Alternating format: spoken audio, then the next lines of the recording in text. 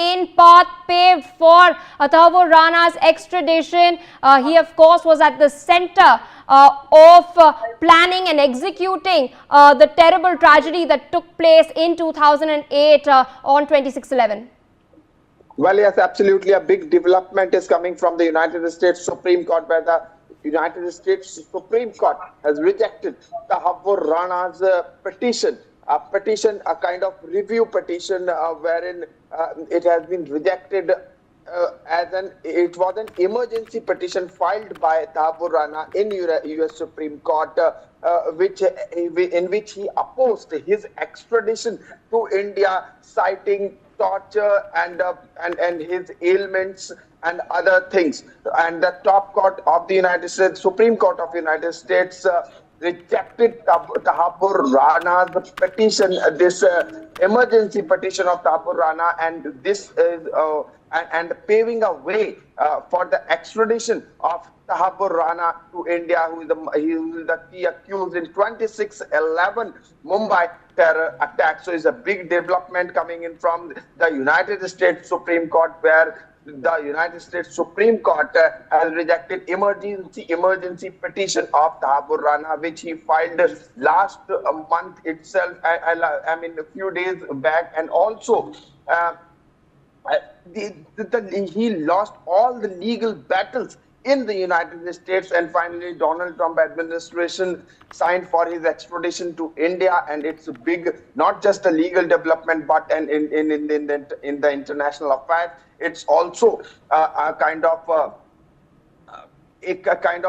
understanding. It shows a kind of understanding which India and United States hold against terrorism. So it's development in that sense. Also, he asked, and it was an emergency application for a stay with the Associate Justice of the Supreme Court of the United States, the Circuit Justice of Ninth Court. And in that petition, I'll read the petition. In that petition, Rana argued that his extradition to India violates United States law and the United Nations Convention Against Torture, because there are substantial grounds for believing that if extradited to India, petitioner, as in Tahawwur Rana, will be in danger of being subjected to torture. This was his petition, which is now rejected by the Supreme Court of the United States. So it's a big legal development here. And as per his petition, the likelihood of torture in this case is even bigger, though as he faces acute risk as a Muslim of Pakistani origin charged in Mumbai attack. These were the details of his petition, which has been rejected by the Supreme Court, paving the way for Tahawwur Rana's extradition to India. Indeed, Sambhav, we also have Aditya with us. I'd also like to get a perspective from Aditya.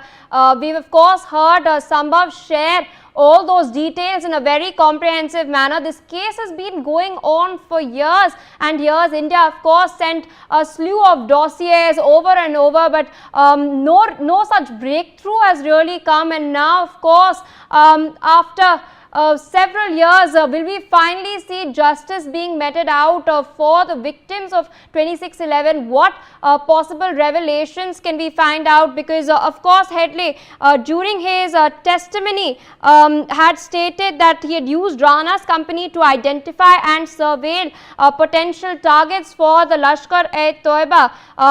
Headley had earlier stated that he had met Tahawwur Rana in Chicago and had told him about the plan, and he had helped Headley obtain a 5-year business visa and also provided financial assistance to the tune of rupees 80,000 for, of course, surveilling the area for the Lashkar-e-Taiba.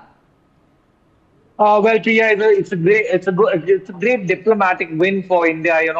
As we know that India, US enjoy great diplomatic relations as far as this is concerned. And recently, Prime Minister Narendra Modi, when he went to United States of America to hold a bilateral meeting with US President Donald Trump, during the meet, US President Donald Trump himself said that such monsters should be brought to justice, and in that regard also he had allowed the extradition of the 26/11 Mumbai terror attacks Mastermind Tahawwur Rana back to India. And it is a very significant move, that this will take place. For quite some time he was the key conspirator on behalf of Lashkar-e-Taiba, who wrecked the areas of Mumbai where the terror attack happened, and it is a great diplomatic win for India. And now it needs to be seen by when he would be extradited back to India.